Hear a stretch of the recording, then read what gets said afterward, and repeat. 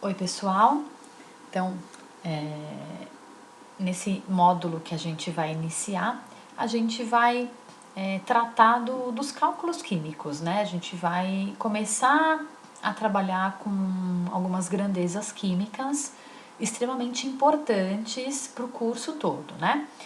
E uma grandeza bastante importante é a massa atômica. Nós definimos lá no primeiro módulo o que era o número de massa, que é representado pela letra A. A gente viu, inclusive, como é que é calculado esse número. E é muito importante vocês terem clareza que esse número de massa não é a massa do átomo. O número de massa representa o número de partículas nucleares.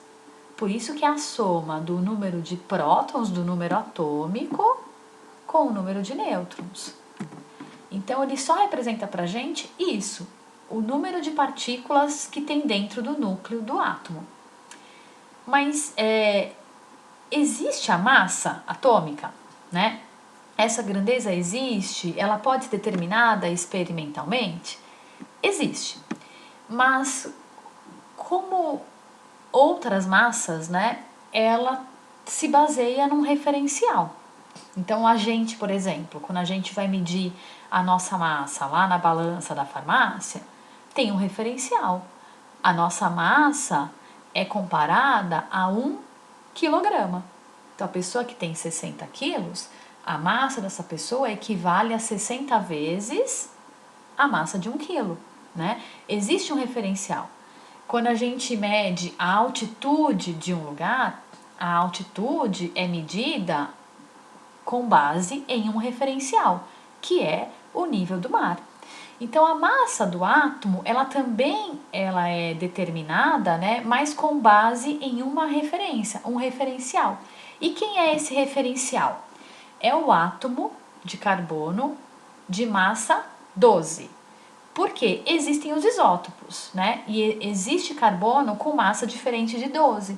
Então, para efeito de determinação de massas atômicas, o elemento que é tomado como base é o carbono, mais o isótopo de carbono de massa 12. E aí, por que existe um padrão, né? Por que o carbono é o padrão? Como é que é utilizado esse padrão? Então, imaginem que o carbono, como ele tem 12, ele tem massa 12, né? Ele tem 12 partículas dentro do núcleo. E essas 12 partículas, né? Se a gente dividi-las, né? Como se fosse uma pizza, cada uma dessas partículas representa um pedaço de 12. Então, aqui a gente tem o átomo de carbono, claro, né? Representado dessa forma, porque agora o que a gente precisa é apenas entender o conceito de unidade de massa atômica, né? Então, imaginem que isso aqui é o átomo de carbono, e como ele tem 12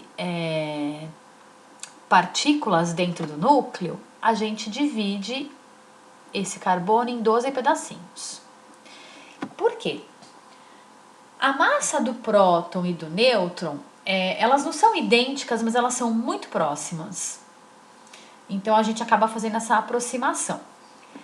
Cada pedacinho dessas 12 é chamada de uma unidade de massa atômica. E como esse pedacinho é um pedaço de 12 pedaços, ele representa 1/12 do carbono. 1 dentro de 12. Certo?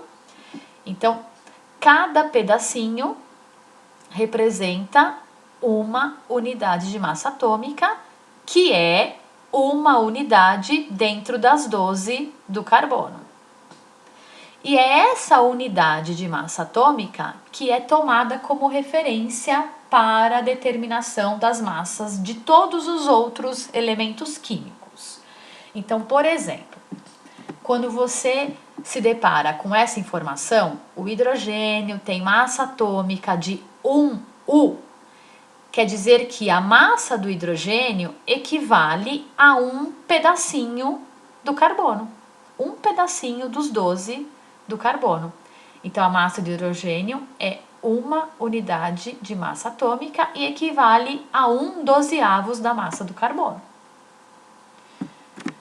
Quando a gente diz que a massa atômica do cálcio equivale a 40 U, ou seja, 40 unidades de massa atômica, equivale a 40 pedacinhos de dentro do carbono. 40/12, né? A gente não está simplificando aqui, da massa do carbono.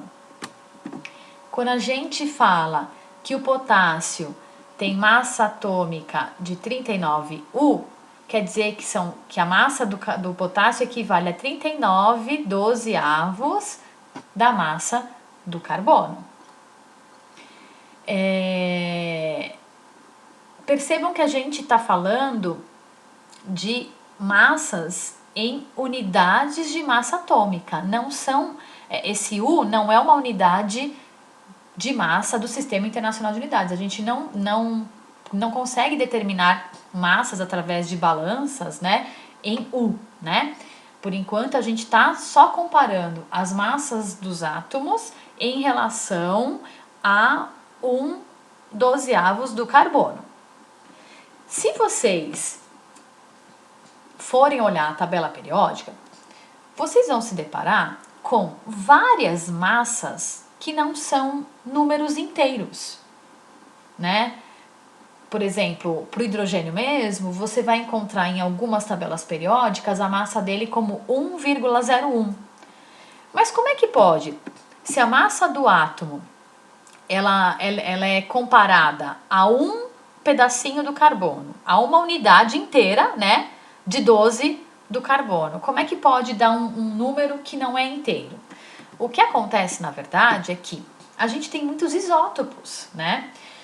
E esses isótopos, vocês lembram o que significam isótopos? São átomos do mesmo elemento químico, portanto, eles têm mesmo número atômico, mesmo número de prótons, mas eles têm massas diferentes. E aí você imagina, você tem hidrogênio com massa 1, você tem hidrogênio com massa 2, tem hidrogênio com massa 3. Que massa que a gente vai colocar na tabela periódica? A gente precisa ter uma padronização.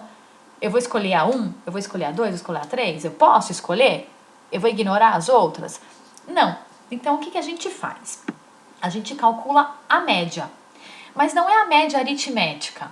Porque a média aritmética, a gente leva em consideração que todo mundo contribui com o mesmo peso, né? A gente tem uma distribuição uniforme. No caso dos isótopos, eles têm abundâncias diferentes na natureza. Então, aqui eu estou dando um exemplo para vocês. O elemento químico boro, a gente tem átomos de boro na natureza com massa 11 e a gente tem átomos de boro na natureza com massa 10. E aí, que massa que eu vou levar em consideração? Para isso, eu vou precisar da abundância, da porcentagem de existência desses átomos na natureza. O boro, que tem massa 11, ele tem uma abundância de 80%. Ele predomina, né? A maior quantidade dos átomos de boro tem massa 11. Os átomos de boro que tem massa 10 tem uma abundância menor, de 20%.